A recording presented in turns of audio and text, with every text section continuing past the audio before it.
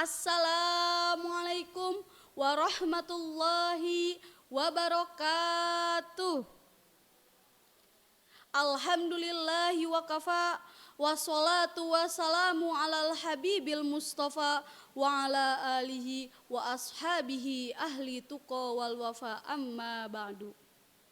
Yang saya hormati Dewan Juri dan yang saya hormati panitia penyelenggara dari LDK Al-Kahfi Uniku, serta teman-teman yang saya banggakan. Puja puji syukur yang menjadi tolak ukur hamba yang bertasyakur tadabur. Yuk kita sama-sama panjatkan kehadirat Allah Rabbul Ghafur. Salawat dan salamnya semoga tetap tercurah limpahkan kepada junjungan alam, beliau yang telah membawa umatnya minadzulumati ilan nur. Siapa lagi kalau bukan Nabi besar kita, Nabi Muhammad Sallallahu Alaihi Wasallam. Pada kesempatan ini izinkan saya Salwa Fauziah dari MA Nur Rahman Warahadad, Kecamatan Malausma, Kabupaten Majalengka, akan menyampaikan sebuah tausiah yang berjudul Rasulullah Sang Idola. Dalam kehidupan ini, setiap manusia tentu memiliki idola. Karena sesuai dengan fitrahnya, salah satu watak manusia sejak diciptakan oleh Allah Subhanahu wa taala adalah kecenderungan untuk selalu meniru dan mengikuti seseorang yang ia kaguminya, baik dalam hal kebaikan maupun dalam hal keburukan. Faktanya, jika sudah mengagumi seseorang, sedikit banyak penggemar, pasti ia akan mengikuti sikap dan perbuatan idolanya tersebut. Lantas, sebagai seorang muslim, siapakah yang pantas untuk kita jadikan idola? Yang pantas untuk kita contoh sikap dan perbuatannya?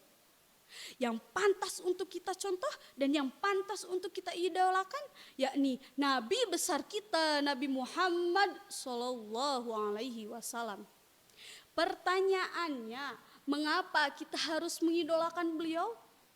Nabi Muhammad Sallallahu Alaihi Wasallam memiliki dimensi ilahiyah, yang hakikatnya adalah apa yang disampaikan oleh Rasulullah Sallallahu Alaihi Wasallam, kebenarannya mutlak dari Allah Subhanahu wa taala.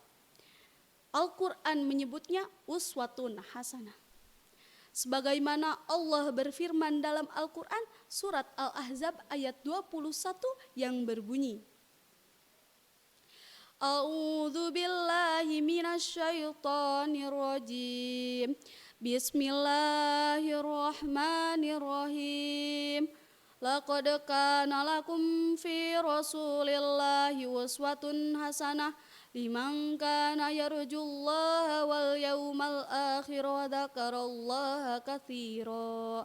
Shadaqallahul adzim. Yang artinya, sungguh telah ada pada diri Rasulullah itu suri teladan yang baik bagimu, yaitu bagi orang yang mengharap rahmat Allah dan kedatangan hari kiamat, dan ia banyak mengingat Allah. Dari ayat tersebut jelas-jelas mengajarkan kepada kita untuk menjadikan Nabi Muhammad SAW sebagai idola satu-satunya, bukan orang lain. Hadirin yang dirahmati Allah. Pada suatu hari Nabi Muhammad SAW hendak menuju Ka'bah. Di tengah perjalanannya ia merasa ada yang tidak seperti biasanya.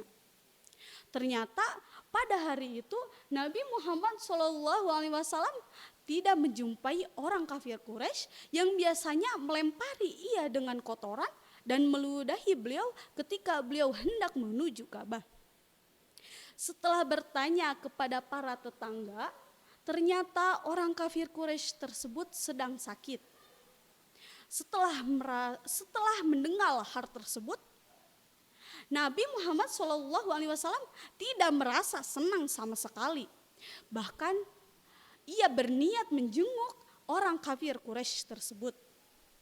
Singkat cerita, setelah Nabi Muhammad SAW menjenguk orang kafir Quraisy tadi, Maka orang kafir Quraisy tadi merasa bersalah dan memuji sifat Rasulullah Shallallahu Alaihi Wasallam. Akhirnya ia pun masuk Islam dan mengakui bahwa Rasulullah Shallallahu Alaihi Wasallam adalah utusan Allah. Nabi Muhammad Shallallahu Alaihi Wasallam bersabda, "Innama bu'itsu la tamima makarimal akhlak." Sesungguhnya aku diutus untuk menyempurnakan akhlak. Oleh karena itu, mari kita sama-sama refresh hati dan mindset kita untuk selalu menjadikan Nabi Muhammad SAW sebagai idola dan model dalam bersikap dan bertindak. Demikian pidato yang dapat saya sampaikan, kurang dan lebihnya mohon maaf. Wabillahi taufiq wal hidayah. Wassalamualaikum warahmatullahi wabarakatuh.